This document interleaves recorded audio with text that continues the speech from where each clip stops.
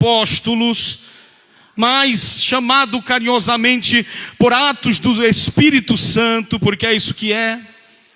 Nós temos na igreja primitiva o maior exemplo de avivamento. E eu não digo isso apenas pela manifestação do poder do Espírito Santo no livro de Atos. Porque é bem verdade que quando nós abrimos a nossa Bíblia em Atos 2, nós vemos cerca de 120 pessoas receberem o dom do Espírito Santo, serem batizadas no Espírito Santo, falarem outras línguas, receberem o dom da glossolalia, variedades de línguas humanas e variedade de línguas espirituais. Quando você pula para o capítulo 3, você vê 2 pescadores subindo ao templo para orar. E quando eles chegam na porta chamada Formosa, a Bíblia diz que tem um homem paralítico. E este homem paralítico olha para os discípulos ou para os apóstolos, meu amigo evangelista Eliseu, e ele diz dessa maneira: me dá uma esmola. É bem verdade que eles olham para aquele mendigo e diz assim: nós não temos ouro e nós não temos prata. A igreja ainda é pobre de maré de si. A gente nem templo tem. A gente se congrega em casa. A gente vem aqui cumprir a tabela e pregar em massa. Mas a nossa reunião é em casa, de casa em casa. Mas não temos nada. Só que tem uma coisa que nós temos, e isso nós te damos. Levanta em nome de Jesus Cristo e anda. E ele levantou e se entrou saltando e glorificando ao Senhor. Aleluia! É bem verdade que quando você vira a página e abre a sua Bíblia em Atos capítulo 4, você vê o poder do Espírito Santo através dos discípulos, eles crescendo, os discípulos, irmãos, apanhando, os discípulos fazendo os sacerdotes e fariseus fazendo os discípulos sofrer e mandando-lhes que eles se calem. E quando eles saem dessa tortura toda, eles vão para um lugar público e anunciam a Jesus como Senhor e Salvador da sua vida. O livro de Atos é marcado pelo poder do Espírito Santo. O que dizer do capítulo 5, quando o Senhor mata um casal por mentira ao pastor da igreja, e a comunhão do pastor da igreja era tão grande que quando eles mentem para o pastor, o apóstolo Pedro, que é o pastor, diz: mentistes ao Espírito Santo, e eles caem duro. É o poder de Deus, irmãos. Mas eu não estou falando disso. Quando eu falo de avivamento, porque eu preciso entender uma coisa, eu abro parêntese aqui para dizer que o conceito de avivamento dos nossos dias é um conceito deturpado. Nós temos por conceito de avivamento, e quando alguém diz assim, a igreja é avivada, a primeira coisa que vem à nossa mente é crente pulando, crente marchando, não é assim, irmão? Crente entregando revelação. Isso é bom, irmão, é gostoso, é o movimento do Espírito, mas não é o avivamento. O meu conceito de avivamento baseado em movimento é um conceito que está redondamente e biblicamente errado. Porque se eu medir um avivamento de uma igreja por conta disso, o que dizer dos irmãos que não fazem assim? O que dizer dos irmãos que têm um temperamento calmo? O que dizer dos irmãos que não marcham, que não dão glória a Deus alto, que não batem palma na hora do poder? E eu não estou pregando contra isso. Eu só estou dizendo que muitos irmãos da igreja não conseguem ter essa disposição, mas são mais avivados, talvez, do que anda por aí marchando, entregando revelação. Aleluia. Eu quero dizer uma coisa de Deus ao seu coração. A essência do avivamento não é o movimento. Vou repetir, a essência do avivamento não é o movimento, mas existe o movimento de Deus que é resultado do avivamento. Pastor, então como é que o senhor tem a coragem de dizer que esta igreja, a igreja primitiva, era a igreja exemplo de avivamento, se o senhor não está falando da manifestação dos dons espirituais, ou o senhor não está falando de coisas assim? Não, sabe do que é que eu estou falando? Anota aí o que é que eu estou falando. Olha o avivamento que eu estou falando. Em Atos capítulo de número 1, anota isso aí, Atos capítulo de número 1, a igreja batizada no Espírito Santo foi contabilizada em cerca de 120 pessoas. Em Atos capítulo 3, eu disse capítulo quanto agora? Atos capítulo 3. A igreja sai de 120 irmãos, ou cerca disso, e salta para quase 3.000 almas. Em Atos capítulo 4, anota isso aí, a igreja salta de 3.000 almas que aceitaram a Jesus e vai para quase 5.000 almas. Em Lucas capítulo, ou em Atos 8, Lucas desiste de contabilizar e Lucas diz: olha, não sei a conta, eu só sei que uma multidão foi alcançada por Jesus.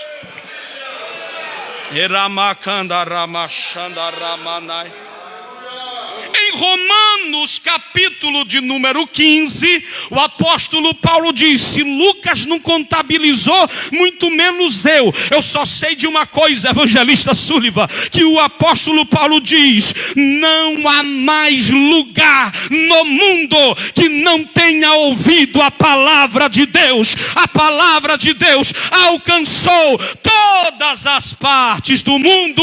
É isso que é avivamento. Meu Deus, eu disse: Jesus, deixa eu dar um docinho para os irmãos hoje. Não dá chocolate quente, Jesus. Eu disse: eu sou visitante hoje. Tem um pastorzão na igreja que está ensinando e doutrinando. Por que é que a igreja primitiva é o maior exemplo de avivamento? Já falei. A igreja cresce de uma forma assustadora. Porque não existe avivamento onde a igreja não cresce. Não existe avivamento onde as almas não são impactadas pelo poder do Espírito Santo através da tua vida. Não existe avivamento se a igreja definha. Não existe avivamento se as multidões de almas, quando ouvem a palavra de Deus, não são impactadas pelo Espírito Santo. Aleluia! Tem alguém me ouvindo aqui? Ninguém fala mais de unidade. E por que é que eu estou falando isso? Porque quando o apóstolo ou o doutor Lucas escreve Atos, ele registra o grande avivamento da igreja. E no capítulo 2, versículo 42, o doutor Lucas registra os fundamentos disso aqui. E ele começa dizendo: vou te contar alguns segredos. Porque, repito, não existe igreja church, não existe igreja nos dias de hoje, seja ela assembleia ou não, não existe igreja nos dias de hoje que cresceu tanto como esta igreja de Atos. E vou dizer mais: não existe modelo atual. Porque nós estamos na época em que os pastores estão dando curso de estratégia para crescimento. A estratégia que eu usei aqui na minha igreja para ter essa multidão foi a estratégia one on one. O que é one on one, irmão? É um a um, é mano a mano. Estão dando curso, irmão, de estratégia. Deixa eu dizer uma coisa: estão dando curso porque tem alguém que não está lendo a Bíblia. Porque se a igreja lê a Bíblia, a igreja vai entender que não tem segredo. Não tem segredo para crescimento. Não tem tapete ungido, não tem pulseirinha da unção.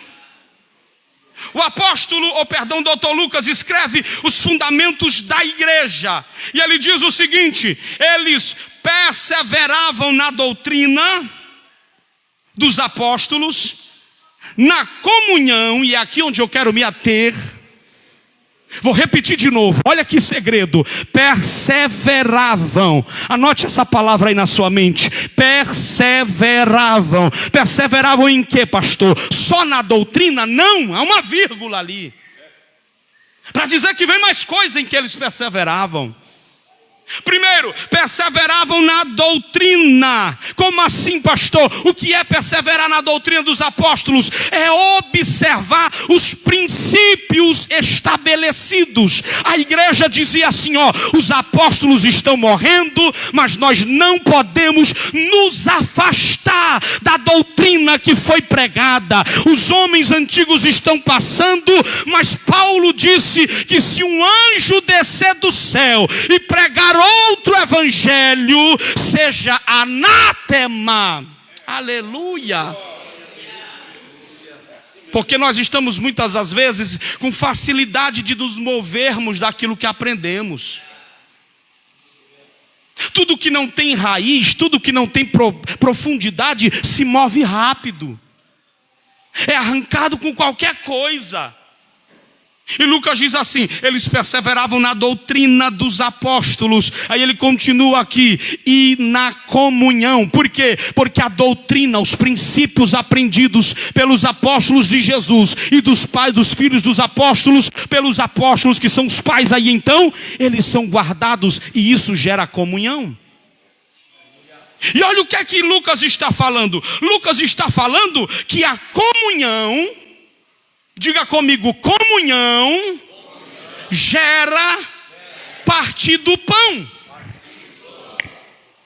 Vou repetir, comunhão, a comunhão trazida pelo Espírito Santo de Deus gera partir do pão. E partir do pão aqui tem dois sentidos. Número 1, compartilhamento daquilo que eu tenho para atender a necessidade de alguém. Número 2, capacidade de me assentar à mesa com alguém para dividir o pão com esse alguém. Tem alguém me ouvindo? Se você não tem capacidade de assentar na mesa com alguém ao ponto de ter comunhão, tem alguma coisa errada aí. O que a Bíblia está dizendo, pastor Tiago, é que o princípio da doutrina pregada pelos apóstolos está produzindo na igreja comunhão. E a igreja que tem comunhão tem mesa. Porque tem gente que não gosta de sentar em mesa de crente, não. Tem gente que diz assim, esse negócio de sentar os crentes para tomar um café é pecado. Eu tinha às vezes esse pensamento, é pecado se for fazer coisa errada, mas se for falar da palavra de Deus e for falar das coisas de Deus, deixa eu te dizer, a doutrina dos apóstolos que gera comunhão, gera capacidade em você de sentar com seu irmão e partir o pão com ele. Porque se eu não tenho capacidade de me assentar numa roda com meu irmão em comunhão, esquece. A minha mente não assimila a ideia de um crente ter comunhão com Deus e não ter comunhão com seu irmão. Vou repetir essa frase, porque isso é um evangelho que confronta, pastor José Roberto. É um evangelho que confronta, mas o evangelho bom é o que confronta mesmo. Não é o que te deixa confortável no teu erro, é aquele que cavuca a tua alma. Tem um pastor lá na nossa igreja em Itanhaém, que é um dos meus copastores. Eu tenho 2, tenho o pastor 1 e o pastor 2, que é o copastor mais ancião, que é aquele mais idoso, tem muita experiência, me ajuda muito nas caminhadas. Ele tem uma expressão que eu acho engraçada, mas me confronta, irmão. É uma expressão que ele usa, ele manda uma mensagem de vez em quando para a gente, para mim, para outros irmãos, e diz assim: Deus é contigo, vaso de barro. Meu irmão, pensa num negócio que me deixa assim meio esquisito.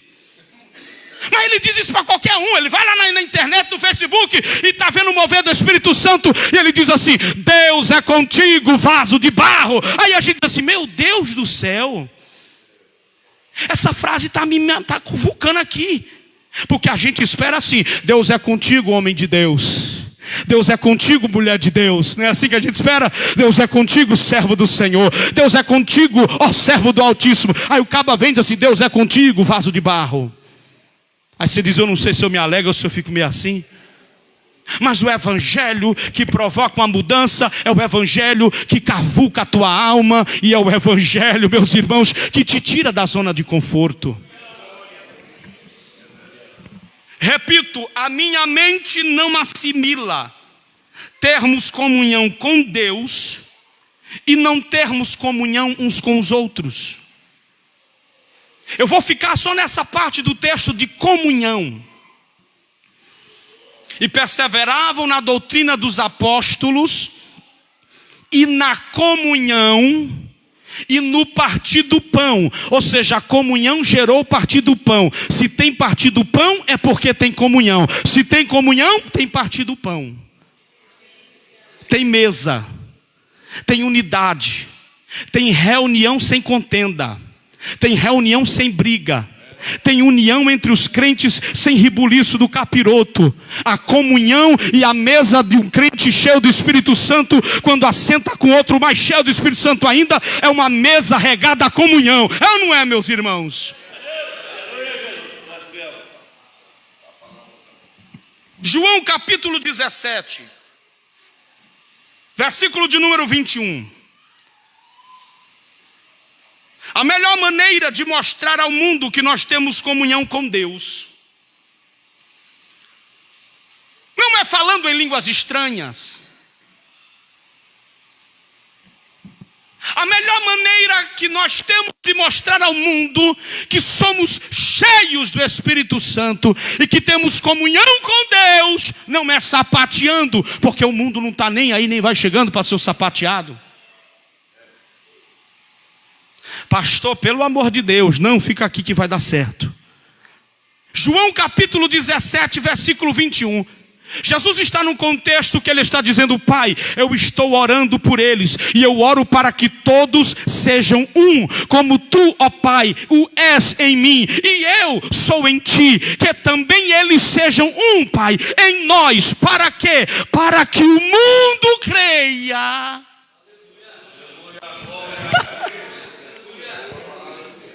Escuta o que eu estou te dizendo aqui, que isso é de Deus. Eu vou repetir. Não queira mostrar ao mundo que você tem comunhão usando aquilo que o Senhor deu para você usar entre os servos seus e para o aperfeiçoamento da igreja. Se você quer mostrar ao mundo que tem comunhão com Deus, a melhor maneira de mostrar ao mundo essa comunhão é tendo comunhão com o seu irmão, é unido com o seu irmão, é andando junto com a igreja de Deus. Aleluia. Aleluia. Tem alguém aí? A comunhão é tão importante no assunto ou no contexto bíblico que Jesus está dizendo: Pai, o mundo vai crer que o Senhor me enviou quando o mundo olhar para eles e verem eles unidos. Olha que forte. Não é pela Bíblia que você carrega. Hoje eu fui olhar nas minhas Bíblias, aí eu disse: eu vou levar a Bíblia mais bonita que eu tenho aqui, que a Pussuli vai achar bonita, minha Bíblia, e me dá outra de presente.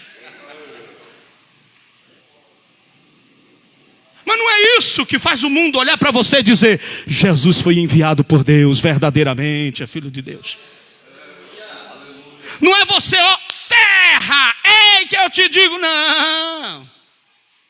O mundo olha assim, às vezes nem entende. Não é você lá na porta da sua casa dizendo: oh meu Pai, aqui é o santo que está orando. Não. Quando o mundo olhar para você e ver você e o seu irmão vivendo em comunhão, resolvendo as diferenças como crente em Jesus, na oração e no perdão, aí o mundo vai olhar para você e vai dizer: verdadeiramente Deus enviou o seu Filho ao mundo.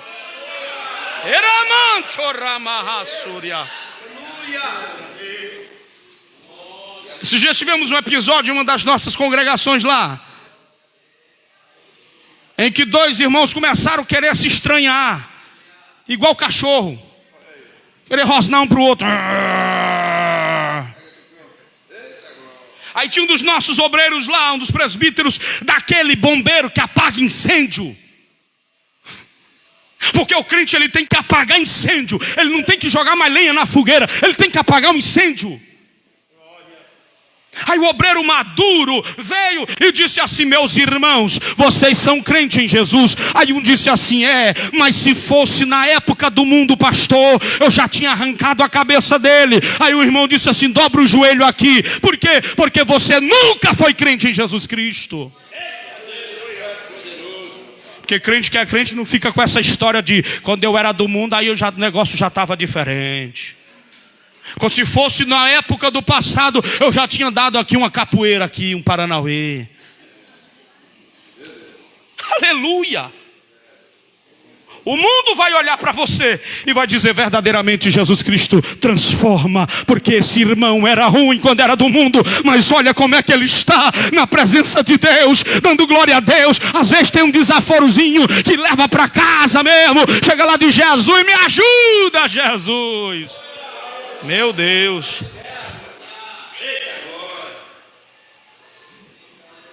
Paulo é um dos homens do Novo Testamento que mais ensinam acerca de comunhão nas suas cartas. Nenhum outro autor, pastor Tiago, teve uma percepção da unidade da igreja como Paulo teve. Nem João, nem Pedro, nem o escritor a carta aos Hebreus. Eles falaram de doutrina. Eles falaram de coisas de supra-suma importância. Mas quando foi para falar de vida cotidiana, foi Paulo. Porque as cartas de Paulo têm um equilíbrio, meus irmãos, que Paulo metade doutrinava, outra metade aconselhava a viver o que ele doutrinou. Se você pega Efésios capítulo 1 ao capítulo 6, metade da carta foi Paulo doutrinando, a outra metade foi Paulo dizendo: agora vocês têm que viver o que eu acabei de doutrinar. Porque se ouvir e não colocar em prática, não tem jeito.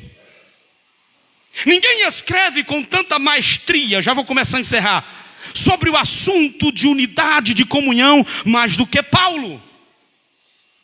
E é Paulo nas suas cartas, de forma diversificada, que vai estabelecendo alguns princípios que a gente vai aprendendo, vai ouvindo. Por exemplo, quando Paulo escreve a sua carta aos Coríntios, capítulo 12, versículo de número 13, Paulo chacoalha a igreja naquele momento.